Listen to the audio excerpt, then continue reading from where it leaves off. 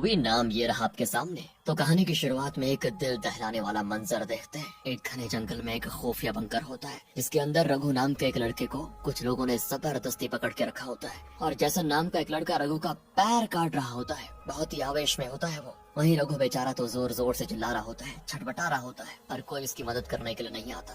तो आखिर वो इस सिचुएशन में आया कैसे, ये जानने के लिए हमें समय में 10 साल पीछे जाना होगा। अब हम देखते हैं 5 दोस्तों का एक ग्रुप है। 5 लोगों के इस ग्रुप में सिर्फ लड़की है मिली, जिसे रघु पसंद करता है। एक शाम उसके दोस्त इनको मिलवाने के लिए एक प्लान करते हैं। गिटार पे एक रोमांटिक सा म्यूजिक बजाकर पहले तो समा बांधा जाता है और फिर उसके दोस्त मिली से कहते हैं रघु तुमसे कुछ कहना चाहता है। दोस्तों कहीं न कहीं मिली को भी रघु की फीलिंग्स पता थी, इसलिए वो पहले से ही शर्माने लग जाती। आगे रघु कहता है ये हमारा फाइनल सेमेस्टर है, इसके बाद हमारी ग्रेजुएशन कंप्लीट हो जाएगी, तो क्या ग्रेजुएशन के बाद हम शादी कर लें? हाँ, ये सुनने के बाद मिली और भी ज्यादा शर्मा जाती है। और यहाँ से स्टोरी शिफ्ट होती है 10 साल बाद और हमें पता चलता है कि मिली राम नाम के लड़के के साथ लिव इन रिलेशनशिप में रह रही है, जिससे 2 महीने के बाद उसकी शादी भी होने वाली है। वैसे ये दोनों मस्त सुबह सुबह ब्रेकफास्ट रेडी कर रहे होते हैं, तभी मिली को उसकी माँ कॉल करती है और पूछती है तुम घर कब आ रही हो। जिसपे मिली कहती है माँ अभी तो हॉस्पिटल से छुट्टी अप्रूव नहीं हुई है, इतनी जल्दी मैं छुट्टी कैसे ले सकती हूँ। और उसकी माँ उधर से कहीं जा रही होती है कि घर पे बहुत सारा काम पड़ा हुआ है, तुम नहीं आओगी तो कैसे होगा।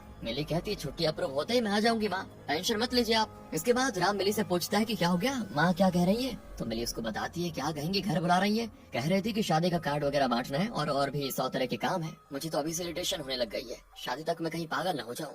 मैंने पहले इनको कह दिया था कि मुझे सिंपल से कोर्ट मैरिज करनी है, मगर नहीं, इनको तो ताम झाम करना ही है। राम कहता है रिलैक्स बेबी, तुम एक काम करो, तुम्हारे फ्रेंड्स ने ट्रिप प्लान किया है ना, तुम उनके साथ टाइम स्पेंड करके आ जाओ, जाओ तुम्हें अच्छा फील होगा वहाँ पर, बाकी चीजें फिर हम धीरे धीरे मैनेज कर लेंगे। पर मिली कहती है ट्रिप पे जाने के लिए मुझे छुट्टी लेनी होगी और छुट्टी लेते ही हॉस्पिटल में जो मेरे रिलेटिव्स हैं वो मेरी माँ को बता देंगे कि मैं काम पे नहीं जा रही। तो फिर वो 100 तरह के सवाल करेंगे कि मैं काम पे क्यों नहीं हूँ, क्यों घर नहीं आ रही वगैरह वगैरह। और तब राम उसको एक आइडिया देता है कि सुनो अभी शादी के लिए 2 महीने बाकी है, मैं तुम्हारे घर पे बोल देता हूँ कि मेरे किसी कॉलेज फ्रेंड की शादी है, तो मैं तुम्हें साथ लेकर जा रहा हूँ वहाँ, और सिर्फ 3 दिनों की तो बात है, ट्रस्ट में तुम्हें रिलैक्स करके अच्छा फील होगा। तो मिली कहती है तुम भी मेरे साथ चलो ना फिर। मगर राम कहता है कि नहीं, तुम्हारे पुराने फ्रेंड्स के साथ अगर मैं भी ट्रिप पे जाऊंगा तो तुम हर टाइम मेरा ख्याल रखने में गुजार दोगी और खुलकर एंजॉय नहीं कर पाओगी, इसलिए काम करो तुम अकेले जाओ। दोस्तों इसके बाद हम इनके किसी फ्रेंड को केके को देखते हैं जो कि एक म्यूजिकल इंस्ट्रूमेंट बजा रहा होता है। तभी उसे जैसन का कॉल आता है और वो कहता है मिली भी ट्रिप पे आने वाली है, ये बात तुमने रघु को बताई या फिर नहीं, कहीं वो लास्ट मिनट में मना ना कर दे। इस पे केके कहता है कि अरे वो सब मुझ पे छोड़ दो और खाने पीने की चीजें और कैंप में यूज होने वाली जरूरी चीजों का इंतजाम करो, जाओ। इसके बाद केके कॉल लगाता है रघु को और बताता है कि देखो यार मिली भी ट्रिप पे आने वाली है हमारे साथ, तुम कोई ड्रामा मत करना इस बार। ये सुनते ही रघु अपने पास्ट के ख्यालों में खो जाता है कि कैसे मैं 10 साल पहले मिली को शादी के लिए प्रपोज किया था, मगर हमारा रिलेशनशिप चल नहीं पाया। तभी रघु की बेटी कहती है पापा पापा आप मेरे साथ वायरल रील बनाओ ना। जी हाँ दोस्तों, रघु की शादी हो चुकी है, उसकी एक प्यारी सी बेटी भी है जिसमें रघु की जान बसती है। हालांकि रघु की वाइफ की मौत हो चुकी है, इसलिए वो एक सिंगल फादर है, मगर अपनी ओर से वो अपनी बेटी की परवरिश में कोई कमी नहीं रखना चाहता। वहीं रघु की बेटी कम और माँ ज्यादा है दोस्तों, वो बहुत ही होशियार है और अपने डैड की बहुत केयर करती है। वहीं हमारा रघु जो है ना वो थोड़ा सा भुलक्कड़ है, तो वो अपनी चीजें रख कर भूल जाता है। तब उसकी बेटी उसको चीजें ढूंढ ढूंढ कर देती है। जैसे जब रघु की सिस्टर बताती है कि 4 दिन के बाद उसकी बेटी के स्कूल में कल्चरल प्रोग्राम है और हर बच्चे को ट्रेडिशनल कपड़े पहन कर आना है, और मुझे तो साड़ी पहनाना आता ही नहीं। तो रघु कहता है कोई बात नहीं, तब तक तो मैं अपने फ्रेंड ट्रिप से वापस भी आ जाऊंगा और मैं खुद अपनी बेटिया रानी को साड़ी पहनाऊंगा, लेकिन एक काम करो तब तक तो मेरी बेटी का ख्याल रखना। जिसके लिए रघु की सिस्टर भी मान जाती है। अब दोस्तों हम रघु के ग्रुप के 5 दोस्तों को मिलते हुए देखते हैं। ये बहुत दिनों के बाद इस तरह से मिल रहे होते हैं जिससे सभी बड़े खुश भी होते हैं। अभी लोग ट्रिप के लिए जंगल में जाते हैं, यहाँ सैम की गर्लफ्रेंड सपना भी इनके साथ आई होती है। ये लोग पहले तो कैंप का सेटअप करते हैं, फिर बीच में लकड़ी जलाकर रोशनी करते हैं और इसके बाद शराब वगैरह पीते हुए बातचीत करने लगते हैं। यहाँ सपना नोटिस करती है इन्होंने एक शराब एक्स्ट्रा रखी हुई है, तो वो पूछती है ये किसके लिए रखा हुआ है, और तब उसको सैम बताता है कि ये हमारे 6th दोस्त राज के लिए है जो अब हमारे बीच नहीं रहा। दरअसल हुआ कुछ यूँ था कि एक दिन जैसन, राज और मैं एक ढाबे पे खाना खाने गए थे। अचानक से 2-3 गाड़ियाँ वहाँ पर रुकी और गाड़ी से कुछ लोग उतरे जो कि दिखने में काफी खतरनाक भी लग रहे थे। उनमें से एक के पास तो बंदूक भी थी। हम तो देखते समझ गए थे कि वो जरूर आज किसी का गेम बजाने आए हैं, पर हमें नहीं पता था कि वो आकर सीधे राज को गोली मार देंगे। और दोस्तों जैसन जब उनको रोकने गया ना तो उन्होंने जैसन के पेट में भी एक गोली मार दी। उस गोली के निशान आज भी उसके पेट में है, जिससे सपना काफी डर भी जाती है। और फिर सभी जैसन से कहते हैं कि सपना को वो गोली का निशान तो दिखाओ जरा। और जैसन अपने टी शर्ट ऊपर करता है, पर वहाँ कोई निशान नहीं होता। तभी सभी लोग हंस पड़ते हैं और सपना समझ जाती है ये लोग मेरे साथ प्रैंक कर रहे थे। वो सैम को एक दो मुक्का मारते हुए कहती है, तुम्हें पता भी है मैं कितना डर गई थी? इतने घने जंगल में ऐसा मजाक कौन करता है? इसके बाद फिर शादी की बात शुरू हो जाती है और मिली उनको बताती है 2 महीने के बाद मेरी शादी है और तुम सबको जरूर आना है, ठीक है? जिसके बाद सभी मिली को कांग्रेचुलेट करते हैं। फिर ये लोग डम श्रेड खेलने लगते हैं। इस गेम में दोस्तों एक बंदा किसी मूवी के नाम को इनएक्ट करके बताएगा और बाकियों को गेस करना होगा कि वो किस मूवी के बारे में बात कर रहा है। तो काफी देर तक ये लोग डम श्रेड्स खेलते हैं। जब केके की बारी आती है इनएक्ट करने की, तो वो कुछ देर के बाद अपने दोस्तों से कहता है, मुझे ऐसा लगा जैसे मैंने उधर कुछ देखा, झाड़ियाँ काफी तेज हिली वहाँ पर। रघु कहता है कि मैं देख के आता हूँ क्या है। हालांकि उसके दोस्त मना करते हैं कि एक साथ ही रहो, कोई जरूरत नहीं है वहाँ जाने की, ज्यादा हीरो बनने की जरूरत नहीं है। मगर वो नहीं मानता जाने का। तो रघु चला जाता है, पर दोस्तों बहुत देर के बाद तक वो वापस नहीं आता। तो उसके बाकी दोस्त परेशान हो जाते हैं कि कहाँ गया, और फिर मिली और केके और जैसन उसे देखने के लिए जाते हैं। वहीं सैम और सपना कैंप में ही रुकने का फैसला करते हैं। इधर कुछ दूर आने पे इनको देखता है कि रघु तो आराम से सुट्टा फूक रहा है।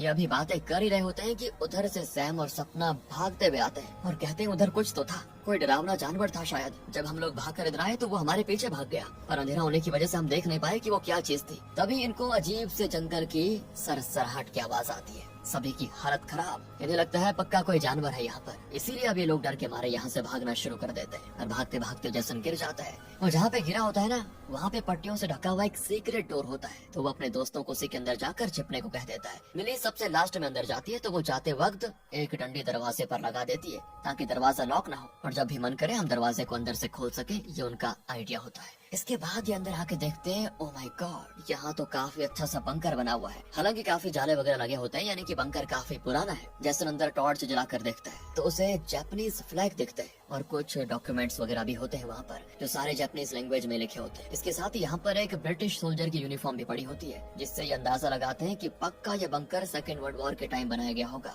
खैर दोस्तों, कुछ देर के बाद रघु जाता है ऊपर चेक करने के लिए कि सब कुछ ठीक तो है, पर वो गलती से वो डंडी हटा देता है जिसे मिली ने अटका के रखा हुआ था। कुछ घंटे बीतने के बाद ये लोग डिसाइड करते हैं कि अब हमें बाहर जाना चाहिए। जो भी वो जानवर था शायद अब यहाँ से दूर चला गया होगा। लेकिन जब ये दरवाजा खोलने की कोशिश करते हैं तो दरवाजा कहाँ से खुलेगा? सभी काफी डर जाते हैं कि फंस गए यहाँ पर। बंकर को खूब जोर जोर से पीटते हैं, पर कोई फायदा नहीं होता। तब तक तो टॉर्च की बैटरी भी खत्म हो जाती है। इन्होंने दरवाजे पर सारे जोर आजमा कर देख लिए थे, पर कोई फायदा नहीं होता। इससे सभी परेशान हो जाते हैं। ये कॉल करके किसी से हेल्प मांगने की कोशिश करते हैं, मगर यहाँ फोन का नेटवर्क भी तो नहीं आता, यानी कि किसी को अपनी मदद के लिए ये बुला भी नहीं सकते। अब इनके पास सिर्फ और सिर्फ एक ही रास्ता है कि ये किसी भी तरह खुद को जिंदा रखें और मदद के आने का इंतजार करते रहे। इनको लग रहा होता है कि जब हम 3 दिनों के बाद अपने घर नहीं लौटेंगे तो हमारी फैमिली जरूर हमें ढूंढने की कोशिश करेगी, पर क्या वो हम तक पहुँच पाएंगे? खैर ये तो वक्त बताएगा, क्योंकि कुछ देर तक इंतजार करने के बाद ना दोस्तों ये आपस में झगड़ने लगते हैं और सभी रघु को ब्लेम करते हैं कि तुम्हारी वजह से हम फंसे यहाँ पर। अगर तुमने डंडी को नहीं हटाया होता तो हम आराम से यहाँ से जा सकते थे। इसी लड़ाई झगड़े में थोड़ी धक्का मुक्की भी हो जाती है और सैम बेचारा गिर जाता है, वो भी एक चाकू पे, जिससे उसके पेट में कट लगता है और सैम की बॉडी से काफी सारा खून बहने लगता है, जिसपे कपड़े से पट्टी बांध तो देते हैं। पर फिर कुछ देर के बाद केके की सांस फूलने लगती है, क्योंकि उसको अस्थमा था और वो अपने इनहेलर को बेस कैंप में छोड़कर आ गया था। मिली उसे थोड़ा पानी वगैरह पिलाती है और रिलैक्स होने को कहती है। अब कुछ देर के बाद होता यह है, इनको एक पुराना सा रेडियो दिखता है, जिसे पहले के टाइम पे वॉकी टॉकी की तरह यूज किया जाता था, एक दूसरे से बात करने के लिए। मतलब रेडियो को देखकर इनके मन में थोड़ी उम्मीद जागती है कि कुछ तो होगा। तो ये रेडियो की जाली वगैरह साफ सुथरा करके उसे ऑन करने की कोशिश करते हैं, पर वो ऑन नहीं होता।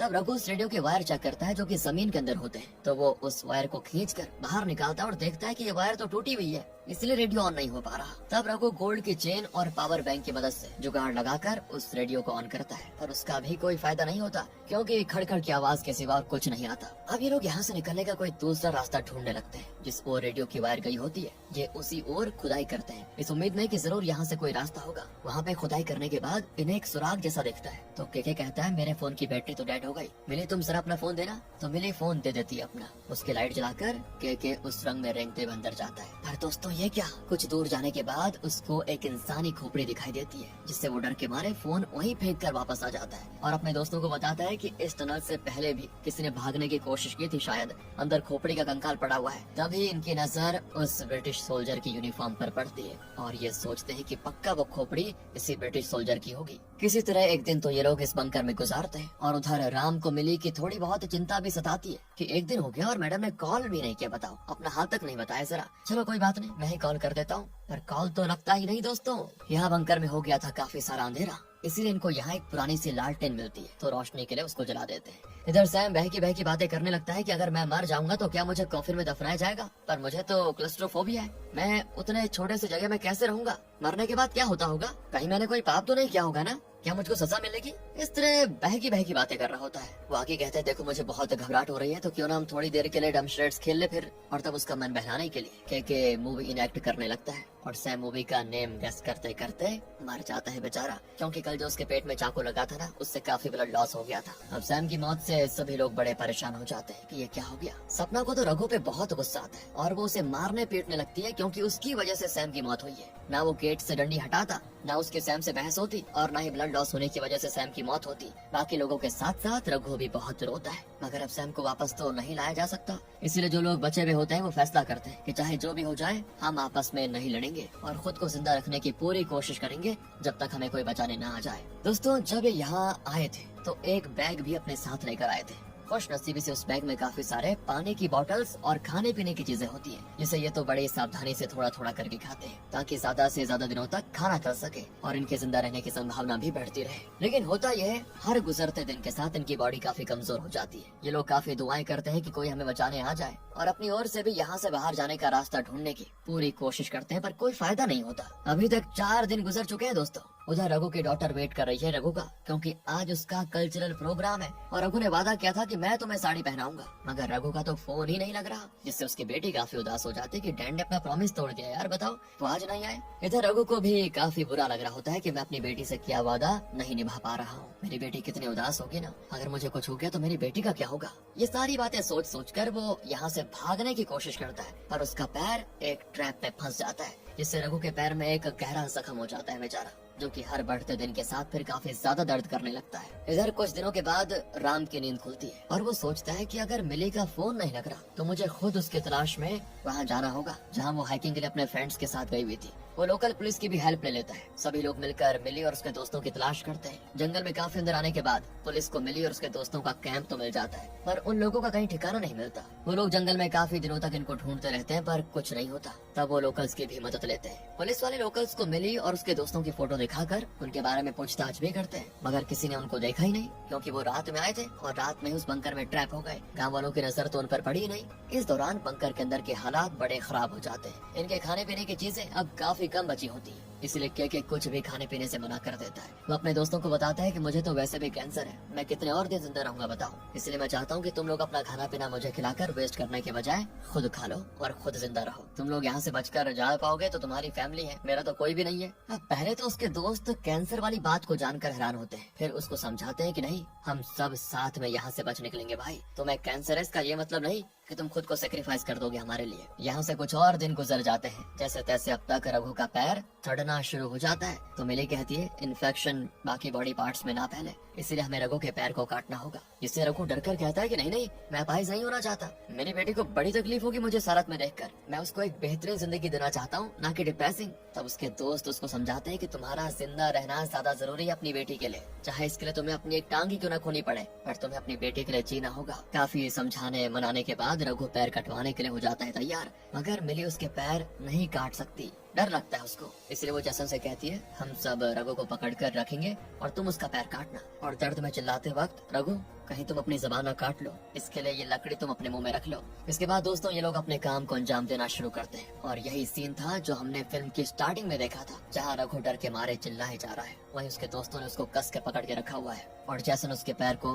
नाइफ से काट रहा होता है। हालांकि उनको भी रघु की इस कंडीशन के लिए काफी बुरा लगता है, मगर अब वो कर भी क्या सकते थे, उनकी मजबूरी थी, वरना इन्फेक्शन की वजह से रघु मर भी जाता। फिर कुछ और दिन गुजरते हैं। अब इनका खाना पानी सब खत्म हो चुका है और ये खुद को जिंदा रखने के लिए अपने टॉयलेट को पीकर काम चला रहे हैं। इनकी बॉडी की स्किन बिल्कुल रूखी सूखी हो गई है, होंठ बिल्कुल फट चुके हैं। और फिर एक दिन के हिम्मत करके सुरंग को खोदना शुरू करता है और किसी तरह बाहर निकल आता है। इससे होता है वो बड़ा खुश। उसके दोस्त भी अब बाहर आ चुके हैं और सभी अपने बेस कैंप में जाकर पानी वगैरह जल्दी जल्दी पीते हैं। पर कुछ देर के बाद के को रियलाइज होता है कि मुझे तो अब भूख प्यास की वजह से भ्रम होने लग गए हैं। उधर पुलिस मिली का फोन ट्रेस करने की कोशिश करती है और अचानक उनको एक दिन मिली का फोन एक्टिव दिख जाता है और फिर अचानक स्विच ऑफ भी होता है। पर पुलिस मिली के फोन को ट्रेस करते हुए लोकल चोर तक पहुंच जाती है। काफी डराने धमकाने के बाद दो चोर बताते हैं कि ये फोन हमने चुराया नहीं, बल्कि ये तो हमें मिला कहीं। तो पुलिस वाले कहते हैं कि कहाँ से पाया तुमने ये? चोर बताते हैं कि दरअसल हम अपनी चोरी की गई चीजें एक गड्ढे में छिपा कर रखते हैं और जब माहौल शांत हो जाता है तो शहर लेकर बेच देते हैं। तब पुलिस वाले उसे उस जगह पे चलने को कहते हैं। वो लेकर चला भी जाता है। फिर उस एरिया के आसपास पुलिस अच्छे से खोजबीन करती है और उन्हें किसी तरह वो सीक्रेट दरवाजा मिल जाता है बंकर के अंदर जाने का,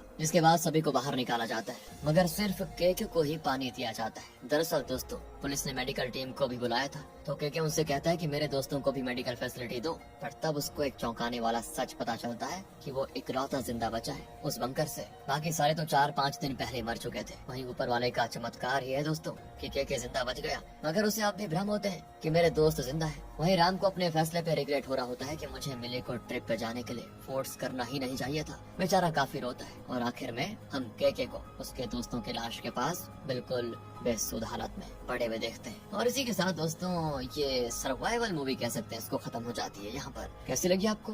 स्टोरी थोड़ा और बेहतर हो सकती थी यार, मतलब इनको बजाया जा सकता था आखिरी में, लेकिन नहीं, डायरेक्टर का विजन था। इसी के साथ आपको क्या लगता है कमेंट करके बता दीजिए। मिलते हैं आपसे अगली वीडियो में, ध्यान रखिएगा अपना। Thanks for watching.